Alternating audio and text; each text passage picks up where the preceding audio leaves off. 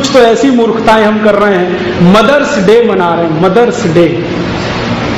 रोज तो हमारे यहाँ यही होता है। यूरोप में पता है क्या होता है? मैंने आपसे कहा ना, माँ बच्चे को दूध नहीं पिलाती, साल में एक ही दिन पिलाती है, वो दिन मदर्स डे, बाकी दिन नर्स दूध पिलाती है, तो इसलिए वो मदर्स डे मनाते हैं। हमारे यहाँ तो सभी माँ अपने बच्चों को रोज दूध पिलाती है, हर दिन तो मदर्स डे है। फादर्स डे उस दिन होता है जब बच्चे अपने बाप के साथ डाइनिंग टेबल पे बैठ के खाना खाते हैं, वो फादर्स डे है। यहाँ तो हर दिन बाप बिना बेटे के खाना ही नहीं खा सकता, तो कहेगा गले से उतरता ही नहीं है, बेटा तो चाहिए साथ में खाना खाने। तो everyday Father's Day, everyday Mother's Day, हम फंस गए उनके चक्कर। वैलेंटाइन डे, जिसका मतलब ही हमें नहीं मालूम। तो मेरा आपसे ये कहना है, और कभी कभी तो इतना मुझे दुख होता है, कोई थोड़े अंग्रेजी पढ़े लिखे घरों में चला जाता हूं जो बहुत पूरी अंग्रेजी नहीं जानते, पूरी हिंदी भी नहीं जानते, वो बहुत सत्यानाश करते, अधकचरे में। वो क्या कहते हो, Rajiv Dikshit, she is my Mrs. तो मैं पूछता हूं, really she is your Mrs? क्योंकि प्लेटो ने मिसेस शब्द दिया है वैश्याओं के लिए, रखेल को मिसेस कहते हैं। आपने सुना है यूरोप में so and so Mrs, so and so Mrs, Mrs Pandey, Mrs Sharma, Mrs ये, मानी उसकी रखेल, पांडे की रखेल मिसेस पांडे, सब, शर्मा की रखेल मिसेस शर्मा। हम अपनी धर्मपत्नी को मिसेस बनाने में लग गए, बिना सोचे समझे, बिना अकल के, शी इज माई मिसेस। तब मैं पूछता हूं, रियली? तब वो थोड़े बौखला है।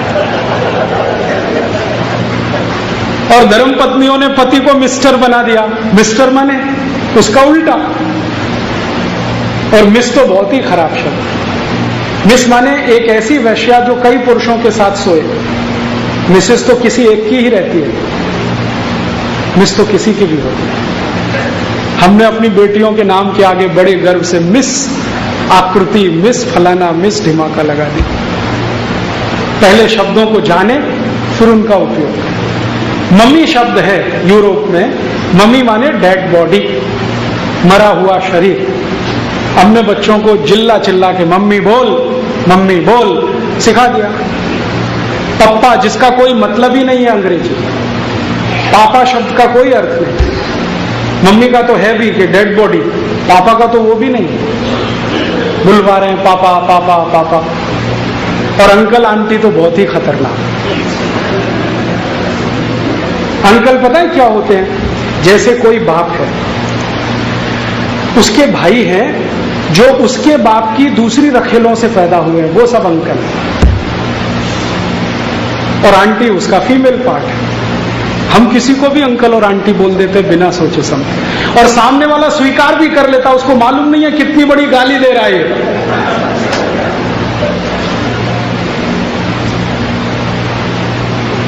पहले अंग्रेजी और अंग्रेजियत और सभ्यता के बारे में पूरा जाने, फिर समझबूझकर उपयोग करें तो अच्छा है। कभी कभी मुझे इतना खराब लगता है, किसी के घर में जाता हूं, पिताजी का नाम रामदयाल, माताजी गायत्री देवी, बेटे का नाम टिंकू,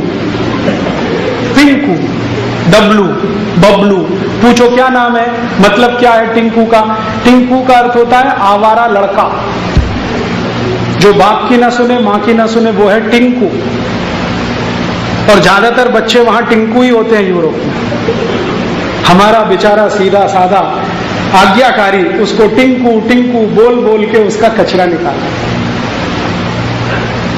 तो मेरी आपको हाथ जोड़कर विनती है कि भाषा के स्तर पर, भूषा के स्तर पर, भोजन के स्तर पर, भजन के स्तर पर और भेषज के स्तर पर ये यूरोप की नकल मत करिए। और अगर करनी ही है तो पूरी करिए, अधूरी मत करें। या तो पूरे यूरोपीय हो जाइए, अंग्रेज हो जाइए, और नहीं तो भारतीय हो जाइए। बीच में मत रहिए, खिचड़ी की तरह से त्रिशंकु मत बने।